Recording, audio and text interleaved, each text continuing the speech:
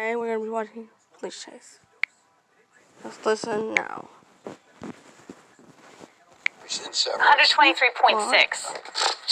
Gotta add the 0.6. If he retires from the bank, a combination of retirement benefits, pension, deferred compensation, millions in stock, and they already own. Blah, blah, blah, blah, blah, blah. All right, let's go. Okay, we're gonna go upstairs, check in with Rick. We have a pursuit. We are watching. Where are we, Rick? And what can you tell us? Eastbound side of the 10 freeway, just leaving Montclair, coming into the Upland, Ontario area. And this black Camry is being pursued by the California Highway Patrol on the eastbound side of the 10. It started out in the Inland Empire and made its way west on the 60 into the Diamond Bar area, then transitioned to the northbound 605. From there, he decided to head back to where he came from, the 10 freeway, though, this time. And he did make his way on the 10 through Pomona and now out towards Upland and Ontario. Just one occupant, the driver. We hear from the CHP that he's been waving something outside his window there. They have been talking about deploying a spike strip. Also, they have a K9 unit tracking him just in case. Again, eastbound side of the 10, traveling at about 80 miles an hour. A good clip here. Now, because this is the eastbound side and it is the end of the rush hour, volume is relatively light. And looking up ahead, all the way to the 15, he has light volume. That looks like a slightly older model Camry, but again, going at a good pace. He's been traveling in the carpool lanes at times with speeds of 80 plus miles an hour. Again, a stolen vehicle. They may have run the plates and the car came back stolen. We don't know the complete details on that, but the CHP is tracking this guy as he makes his way eastbound. How much gas he has, unknown at this time.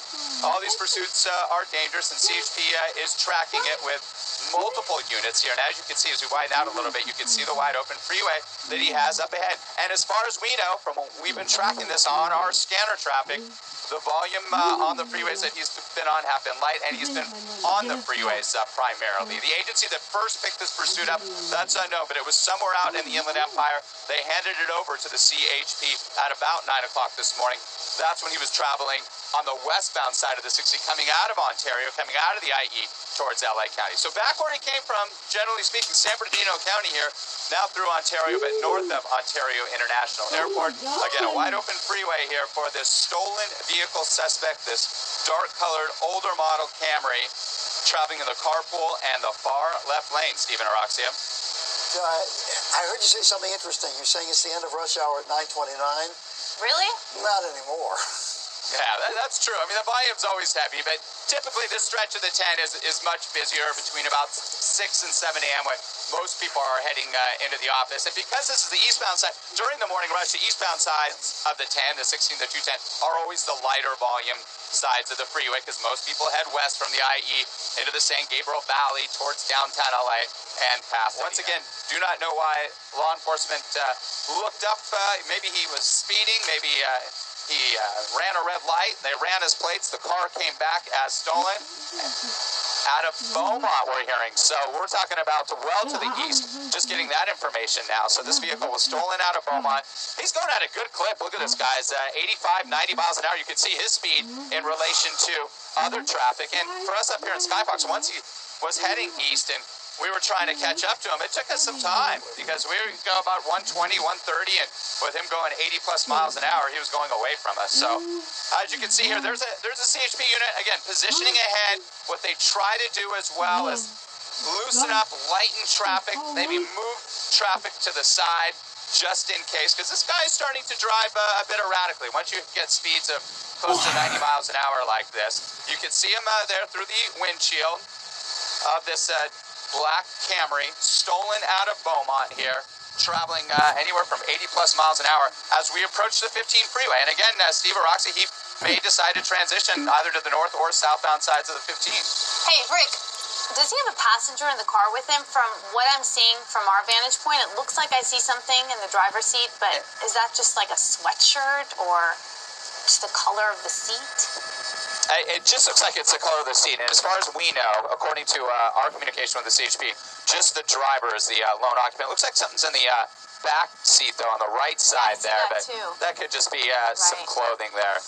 As far as we know, maybe a Starbucks cup there in the center console as well. We have Jim Holcomb on the line with us. Jim, you're watching this as we are. You know, oftentimes we cover these pursuits, and people ask me all the time, why don't police just go in there and put an end to this? Why does it take so long? Why do we let it play out like this? You say what? Well, Roxy, they've got a fast-moving vehicle on a freeway. It limits their options. Pit maneuvers and things like that are really only valid below 35 miles an hour. Right now, the only game that the police officers have right now is to follow this car and decide whether or not they're going to stay in close proximity or whether they're going to back off and go into what they call a tracking mode.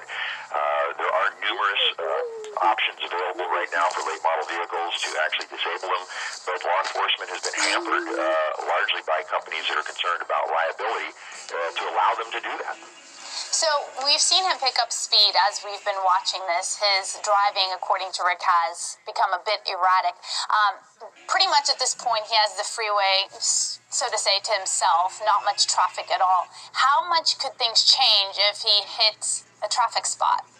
Well, of course, once he gets into an area where he's congested, then it's going to be pretty much possibly an end game, or if he gets off the freeway on surface streets, it's going to ramp it up considerably because you've got cross traffic and a lot of pedestrian activity. As fast as this is probably the safest location. Now, we have not seen any traffic accidents so far.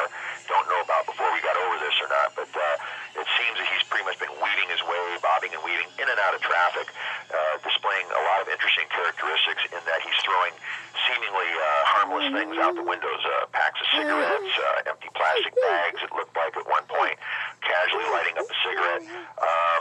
This is a person who's trying to decide what his end game is going to be. And the anxiety, the panic, all these things, the adrenaline that's rushing through this person right now tend to alter what type of decisions he's going to make. They're going to be erratic. Jim, let's go back to Rick for a moment. Anything changed? It's going pretty much the same way. That's right, speeding down the 10 freeway eastbound, 80 plus miles an hour, sometimes 90 miles an hour. He did pass that interchange, the 15, and he is continuing eastbound on the 10 here through these Inland Empire communities. And looking up ahead for several miles, as far as I can see, off to the east, same type of congestion pattern. Generally light to moderate here. He's been staying in the left lane of the carpool lane, weaving in between those two lanes, and kind of has a casual mode about grabbing the steering wheel there as he makes his way. And you can see his speed in relation to these other automobiles. He's going at a good clip. I count 3 to 4 CHP units behind him, and a law enforcement helicopter tracking him from above as well. Eastbound here through Fontana, now the California Speedway, just to the north of the freeway. He passed Ontario International Airport, and as Jim said, yes, he's been waving outside the window at times, throwing some things, unclear what exactly they are, but essentially they'll continue to track him eastbound here. How much gas he has? Is he going back towards Beaumont where this car was stolen? That's always a possibility. As I always say, they like to return to areas that they're familiar with. Perhaps they feel that they have a better opportunity to duck under somewhere and evade police, but CHP's got him covered on the ground and in the air, and they're tracking him nicely behind here on the 10 freeway eastbound, now heading towards Rialto and then San Bernardino. 9 was in the pursuit for a while. Now they're out. They're trying to find another one to get in it, but it's pretty much another day at the office for the CHP. Is there ever a conflict on whose jurisdiction it is? No, this is going to be, Riverside County is going to take control of the suspect if and when he is caught at the end of this pursuit, and right now the CHP is managing this pursuit, and they normally will have the other agencies, they insist that the other agencies back out completely out of it while they handle the tactical part of this pursuit, and if it goes on to surface streets, there may be some discussion about that local agency taking it over, but this is an all CHP show at this point. Hey, Rick, does it look like he's slowing down at all? He slows down a little bit when he comes across some traffic, but overall the trend has been upward in his speeds, anywhere from 85, 90 miles an hour plus here as he continues to make his way eastbound on the 10 freeway here, coming through Rialto, Colton, and then he's going to have another interchange up ahead here as well, and he has the opportunity to make a north or southbound transition on the 215 freeway. In the center divider area there, 85, 88 miles an hour at this point. They are looking for another K9 unit. As Jim just said, they like to have those on hand so that once these pursuits come to an end, they have that option to use a dog, which we have seen so many times in the past. The only thing somewhat atypical about this pursuit, looks like he's going to make a transition onto the 215 freeway here. He's going to go either north or south, and his decision is northbound. He's going to be heading northbound on the 215 freeway here into San Bernardino. That would take him up towards Devore, into the Cajon Pass, if that's where he chooses to go. Slowing down a little bit on this transition. There is one CHP unit. They're just backing off, though, substantially compared to what we saw earlier. But again, there is a CHP helicopter tracking him overhead as well. Perhaps they thought, because of his speed and his erratic driving there just a short time ago, they thought it would be safest to back off. So now northbound on the 215 freeway here in San Bernardino. This pursuit likely going on for close to an hour, perhaps even more, starting out here in the Inland Empire in Beaumont, where this car was originally stolen. And Stephen and Roxy, we are getting into an area, just to warn you, where we start to lose communication. My ability to hear you becomes less and less. So I'll do the best I can to keep my communication line going with you. Okay, Rick. Jim Holcomb, who's with us on this at this moment. Jim, certainly they've run the plates, etc. What do they know about this car, this driver? Well, they do know it's a stolen vehicle. As Rick mentioned, it was originally reported by the Morongo Travel Authority at about 8 o'clock. San Bernardino County Sheriff's got a radio call. They went out there, and during their investigation, this guy took off, and there was a little bit of a tracking mode going on back and forth until roughly around 9 o'clock when they handed it off to the CHP. So they do know it's stolen. Unfortunately, we're not getting any information about who the driver is, and that's about the extent of their information right now. But it does appear that they are backing off just a little bit in deference to just letting this guy play out, and hopefully he will run out of gas, or hopefully he'll make some sort of a decision to slow down. It's anyone's guess at this point, but it's good that he's heading out of town. That's a positive aspect. Really, when you think about this, it's a property crime, stolen vehicle. They really don't have any authority at this point for deadly force. So what he does at the end of this pursuit is going to change that back and forth maybe several times. If he comes out with something in his hand that they think is a gun, or if he starts shooting, in fact, or if he takes a hostage, grabs another vehicle or something, all of these things constantly change law enforcement's posture, and they have to react immediately to these things. It's very, very challenging for them.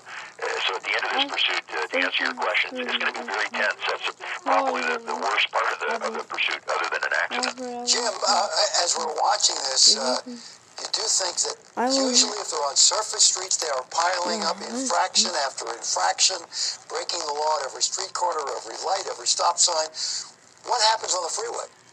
Well, the same thing. I mean, he's probably gone over about 50 miles since we got on him, and he's got numerous violations, enough to certainly, put him away for a long time. Plus, it's also against the law just to evade police and not stop. If he gets into an accident, it'll ramp it up to a felony. If he endangers. Staying on the line with us, Jim, as we work through this. So I find that interesting. I had no idea that you said 30%, according to CHP, 30% of these guys actually do get away. That's correct. Every time a law enforcement agency in the state of California gets into a pursuit, they have to file a statistical document with the CHP. And about 30% of the time, these guys get away, mostly within about the first 5 minutes, which I like to call the bob and weave time, if you will, because that's when they're going to be making a lot of left and right turns, trying to lose that officer behind him in hopes of getting rid of him before he gets a backup unit and an air unit. Once the air unit gets on him, that number goes way down. But we have seen them not too long ago, actually, where they've gone into apartment buildings or shopping centers, subterranean garages. They'll abandon the vehicle, jump out. These a lot of times have several different clothes changes on them. They'll put several different pairs of pants on, pull one pair of pants off. They had blue jeans on, now they have brown pants, and they'll pull a red shirt off, and they've got a yellow shirt. And suspects a lot of times come to the game prepared for this type of thing, just in case it happens. So what you're saying, it makes sense. It seems to us when we broadcast these things, they're almost always caught. Right. Because, as Jim has just alluded to, when they get away, it's often early on before we even get on the scene. Right, and again, the pursuits that go on more than 5 minutes are statistically rare. Ones that go on this long are very rare. But regardless of that, the considerations at the end is you have to think about why did this guy steal the car? And not very many people think about it, but it could be an unreported crime. Suspects frequently will steal a car in order to commit another crime. They may have weapons. They may have narcotics in the car. He could be a person that's going to be going back to jail. There's a lot of things that play into this that nobody knows until the end game, and officers have to keep all of these things in play, if you will, and basically put a matrix over the top of every single incident to see where these folks fall at any given moment in their pursuit. Rick, we're going to check in with you and see where this guy's at this point. Is he slowing down? Seems to be. Still in San Bernardino, and again, my communication's getting bad again, guys. 215 freeway northbound here, heading up towards the 15. He is starting to slow down now, so let's see what happens. He's definitely slowing down. This is a high grade, but it looks like he's pulling off to the right here, so let's see what happens. This is on the northbound side of the 215, just before the merge with the 15 as you make your way up through the Cajon Pass. Still officially in San Bernardino. There's the CHP units, but they backed off substantially, a good quarter of a mile. The airborne, the helicopter, was still following. Okay, let's see what happens here. He's going to be given very strict instructions here. You've seen these felony stops multiple times. Officers giving him direct instructions on how to conduct himself, and he clearly is not doing what he's told. They do not want him making any type of movement inside the car, reaching for anything. They're telling him to have his hands up and walk backwards towards him, and he is not doing that at all. And those officers down below are clearly giving him orders there. Obviously, this is a narrow stretch of the 215, only 2 lanes, and those lanes are being held. This is a very dangerous situation here. So he's walking out, clearly just walking over, casually, not doing what he's told at all. And this is the reason why they wanted that K9 unit here. Walked over the center divider here, just very casually here. And the officers are holding back a bit. And now he's going to be possibly walking across southbound lanes of the 215 freeway. This is a rare situation. I've not seen that. Standing in the center divider here, traffic is going to open up, and it looks like he's going to have an opportunity, if he wants, to cross over this freeway, the 215 freeway southbound, just south. There he goes, right across the freeway here. Rick, I don't think you can hear me. Much from these California Highway Patrol officers. Rick, is he carrying something? Moving off to the right shoulder here. Let's see what he does. Looks like he's going to walk southbound. I'm not seeing any units coming southbound yet. And being that he's on this overpass, here comes a unit underneath here. The 215 freeway crossing over, and this is just south of the 15. The 15 up through the Cajon Pass into the high desert communities will push in. Looks like he's in a t-shirt and shorts and just acting very casually and randomly. He's got something in his hand, perhaps. Some sort of a stick or something. I can't tell at this point, but clearly, I don't know what he's going to do here. Yeah, he's clearly not, he wasn't doing what he was told. We've seen these felony stops so many times. There's officers there on the northbound side of the 215, so it's divided here at this overpass. He's communicating with them, officers down below as well. He casually just pulled over, whether or not he was out of gas or not, on the northbound side of the 215. He reached into the back seat, was not doing what he was told by officers, and now has something in his right hand here. And again, I've lost communications with you, Stephen and Roxy, so you guys can pick this up, and I'll just chime in. But I cannot hear you guys at this point. But something I have not seen. They are tracking him with a helicopter as well in San Bernardino here on the 215 freeway, walking southbound now. Yeah, Rick, we're watching this with you. We did notice that he is holding something in his hand. We can't identify what it is. And remember, this is an overpass. That's a pretty big, steep jump if he goes off. Now on the other side of the freeway, all their assets are on the other side. They can't easily get over there, and they're going to have to get units over there to basically... holding something in his hand. It almost looks like a large windshield wiper blade, perhaps some sort of walking stick.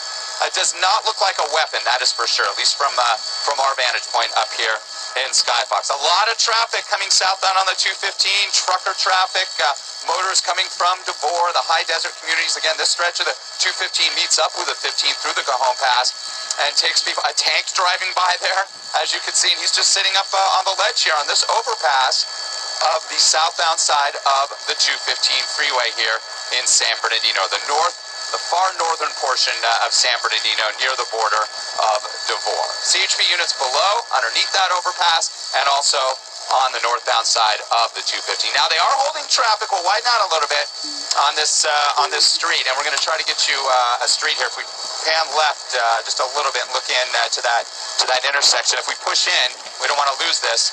We'll see what street that is. But as you can see, he's just deciding to position himself on that overpass. And here's the street right here.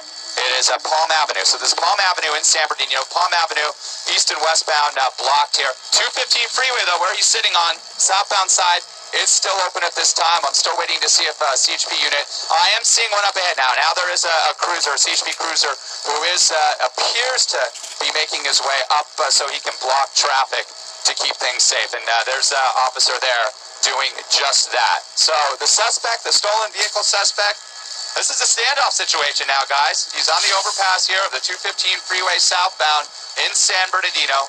Palm Avenue down below, it's blocked. Both sides of the 215 north and southbound are now blocked to keep motorists safe. And the waiting game starts. Him in his hand is a weapon, is considered a weapon if he uses it aggressively toward those officers.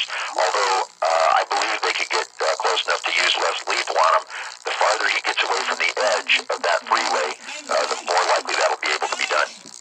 All right, for those of you who are just joining us, it is the 10 o'clock hour of Fox 11 News. Roxy Carpadian here with Steve Edwards, Rick Dickard up above, giving us this Take a look. vantage You point. see the canine officer now. You see the canine. You see the dog getting closer. They're talking to him. They're trying to make communications with this suspect. This started off as a pursuit, a stolen vehicle in Beaumont, made its way all the way here. Now we're on the overpass here on the 215 freeway.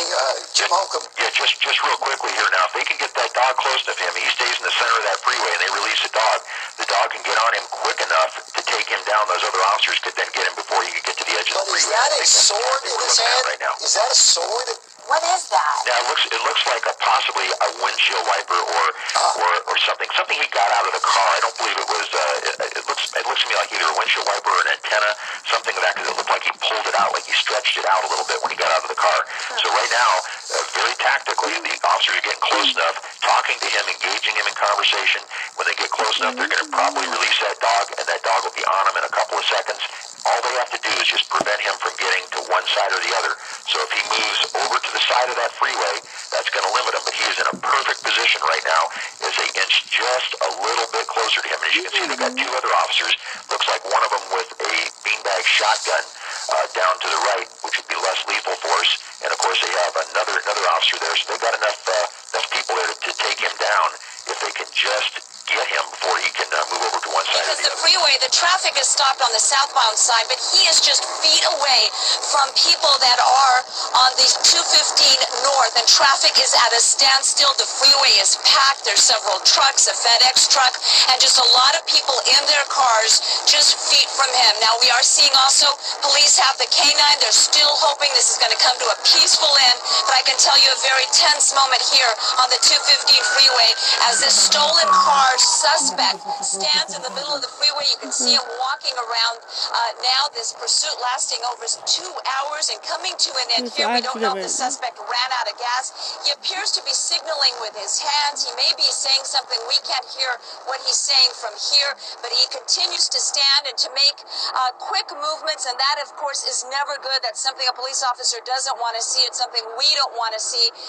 We hope that he keeps his hands where everybody can see them and, of course, give up. He is surrounded by police officers at this moment. As a matter of fact, we're seeing a highway patrol SUV, the white SUV that's going to come into the picture, and it looks like police are about to make a move there. That white SUV going against traffic on the 215 south, just pulling up there behind the suspect, but he is still not given up, even though he is surrounded by police officers. And again, the biggest concern here is all the folks stuck on the 215 north that are just stuck there and sitting in their cars unable to move.